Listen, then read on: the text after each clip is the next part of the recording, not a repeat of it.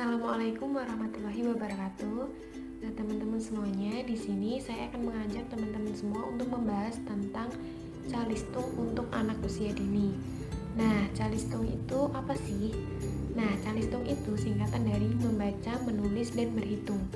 Nah, calistung itu sendiri terdiri dari membaca permulaan, menulis permulaan, dan juga ada konsep dasar matematika. Nah, membaca permulaan yaitu adalah kegiatan belajar anak di mana tahap awal anak mengenal huruf-huruf dan juga simbol-simbol yang berhubungan dengan huruf-huruf tersebut. Gitu. Nah, tahap-tahap membaca sendiri itu ada 5 tahapan, yaitu ada tahap fantasi, kemudian tahap konsep diri, tahap membaca antara, tahap lepas landas, dan juga yang terakhir tahap independen. Nah, tahap fantasi yaitu dimana anak mulai menyadari bahwa pentingnya sebuah buku. Nah, untuk tahap konsep diri yaitu dimana anak sudah mulai berpura-pura membaca padahal ia belum paham atau belum mengerti apa yang ia lihat atau apa yang dia baca itu.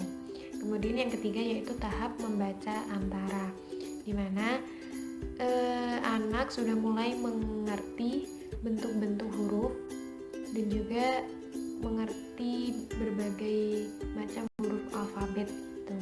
Nah, yang keempat yaitu tahap lepas landas. Nah, tahap lepas landas itu di mana anak sudah mulai bisa membaca tulisan yang ada di sekitarnya, seperti tulisan di benda-benda atau di kemasan gitu.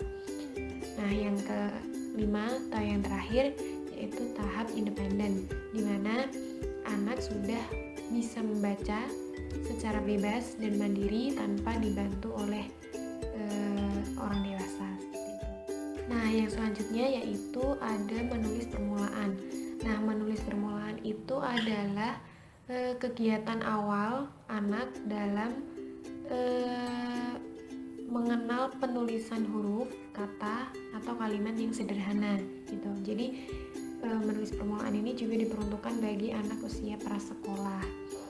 Nah, ada beberapa tahapannya, yaitu ada tahap scribble stage, kemudian ada linear repetitive stage, kemudian ada random letter stage, dan juga yang terakhir letter name of phonic writing.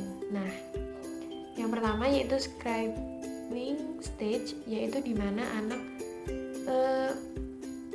mulai mencoret-coret di atas kertas gitu, mencoret-coret secara bebas apa yang ia mau gitu, apa yang ia suka. Nah, yang kedua yaitu ada linear repetitive stage, di mana anak sudah bisa membuat garis vertikal atau horizontal, kemudian anak juga sudah mulai mengerti bentuk-bentuk huruf itu seperti apa. Nah, yang ketiga yaitu random letter stage, di mana anak mulai dapat menulis bentuk huruf yang dikenalnya gitu, yang dilihat sebelumnya gitu, ia sudah bisa mulai menulisnya. Dan yang terakhir yaitu letter name of phonic writing, yaitu dimana anak sudah dapat menulis huruf sesuai dengan nama huruf dan juga katanya, kata yang akan ditulisnya dan juga sesuai dengan bunyi hurufnya, seperti itu. Nah, kemudian yang ketiga yaitu ada konsep dasar matematika. Nah, konsep dasar matematika ini juga kegiatan anak dalam mengenal angka dan juga mengenal operasi hitung bilangan. Nah, konsep dasar matematika untuk anak usia dini terdiri dari kegiatan mencocokkan, mengklasifikasikan, mengurutkan, terus ada geometri, ada perkalian, penjumlahan, kemudian juga ada pengukuran fisik. Nah, kemudian setelah kita membahas apa itu calistung, sekarang kita akan membahas tentang pro kontra calistung, pro kontra pengenalan calistung untuk anak usia dini. Nah, jadi pengenalan calistung anak usia dini ini juga menimbulkan pro kontra di masyarakat, khususnya di kalangan orang tua gitu. Nah, pro-nya seperti apa dan kontranya seperti apa? Nah, pro-nya itu adalah menurut sebagian besar orang yang pro terhadap pengenalan calistung ini adalah dimana pengenalan calistung di jenjang pendidikan PAUD ini perlu, karena akan menjadi bekal anak untuk memasuki ke jenjang sekolah dasar seperti itu. Namun untuk kontranya sendiri juga ada. Jadi sebagian besar yang kontra itu mengatakan bahwa pengenalan calistung di jenjang pendidikan PAUD itu bisa memberatkan anak gitu dalam masa pertumbuhan dan perkembangannya gitu. Jadi itu akan memberatkan anak.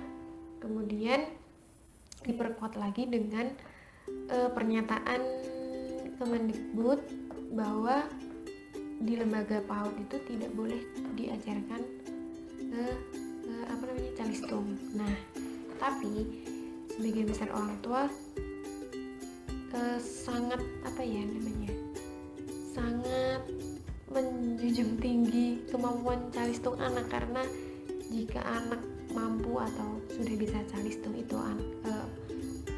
bisa dikatakan anak sudah berhasil gitu, dan orang tua pasti akan bangga. Namun balik lagi ke peraturan pemerintah bahwa itu tidak boleh diterapkan di lembaga PAUD. Nah, menurut saya sendiri itu itu sah-sah saja kalau hanya mengenalkan saja gitu, tidak diajarkan, maksudnya tidak dijadikan patokan keberhasilan anak gitu, tidak dijadikan tolak ukur keberhasilan anak, tolak ukur kepintaran anak. Jadi itu hanya perkenalan saja, huruf itu seperti apa, angka itu seperti apa, tapi tidak diajarkan untuk menghitung atau bahkan mengkalikan gitu, seperti itu. Nah, menurut saya itu sah-sah saja, karena anak juga biar dapat pengalaman juga. Jadi ketika anak di SD nanti dia akan ingat gitu bahwa ia sudah ada pengalaman mempelajari huruf-huruf itu di PAUD, di jenjang pendidikan PAUD. Nah, untuk orang tua juga, jika anaknya tidak berhasil atau tidak akhirnya anak tidak mahir calistung, ya tidak apa-apa, karena untuk masuk SD pun juga sebenarnya tidak ada syarat untuk mahir calistung gitu. Jadi syaratnya hanya sesuai usia gitu. Jadi usianya itu 7 tahun atau paling rendah 6 tahun seperti itu. Jadi untuk para orang tua di luar sana, jangan khawatir jika anaknya tidak mahir calistung, karena di SD itu tidak ada syarat masuk SD itu anak harus mampu calistung gitu. Jadi seperti itu menurut saya. Nah, untuk selanjutnya yaitu dalam mengenalkan calistung untuk anak usia dini itu diperlukan media yang sederhana, yang pastinya mudah dipahami anak dan juga tidak memberatkan anak yang pastinya. Nah, di sini fungsi media itu sendiri adalah untuk membantu guru atau pendidik dalam menyampaikan materi itu, mengenalkan materi calistung itu sendiri gitu. Yang pastinya media itu sendiri dibuat harus sederhana, tidak memberatkan, terus kemudian tidak menyulitkan anak untuk mengikuti kegiatan di sekolah. Nah, untuk media yang saya buat sendiri yaitu ada ini namanya, saya beri nama papan abjad, papan calistung, di mana ini terdapat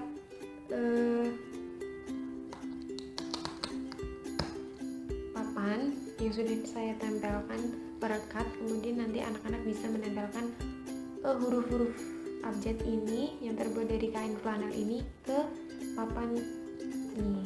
Nah, seperti ini. Jadi anak-anak bisa menempelkan sesuai dengan urutannya. Jika anak kesusahan, anak bisa dibantu oleh guru atau tenaga pendidiknya. Nah, namun media ini juga tidak bisa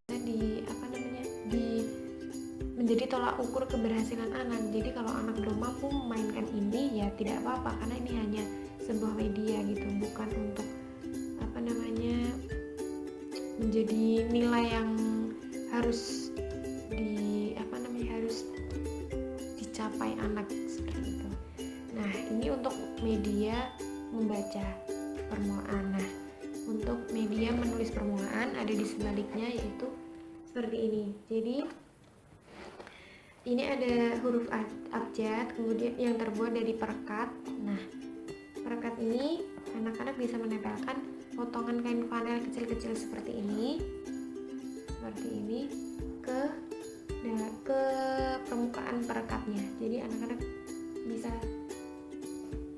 menempelkan seperti ini. Nah, ini kan anak-anak juga bisa melatih motoriknya dalam menempelkan. Jadi anak-anak nantinya bisa terbiasa untuk membentuk hurufnya seperti itu.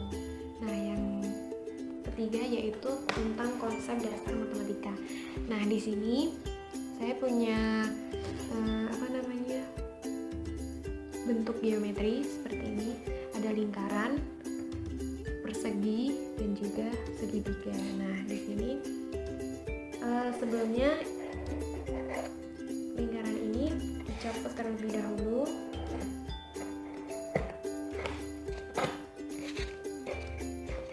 Nah, kemudian guru bisa meminta anak untuk memasukkan stick ini atau tusuk ini ke lubang-lubang yang sudah ada pola bentuk geometrinya seperti lingkaran, persegi, dan juga segitiga.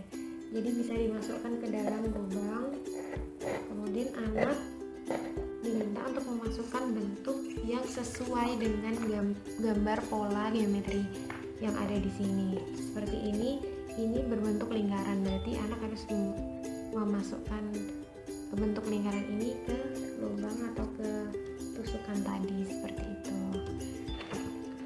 Nah, itu tadi penjelasan calistung dari saya dan juga penjelasan media calistung untuk anak usia dini yang telah saya buat.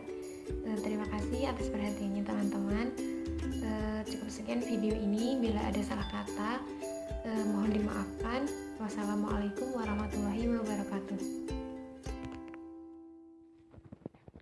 Media yang saya buat ini sesuai dengan STPPA usia 5-6 tahun, yaitu aspek motorik halus dan aspek bahasa. Aspek motorik halus yaitu melakukan eksplorasi dengan berbagai media dan kegiatan dan menempel gambar dengan tepat. Sedangkan aspek bahasa yaitu aspek keaksaraan, di mana menyebutkan simbol-simbol huruf yang dikenalnya.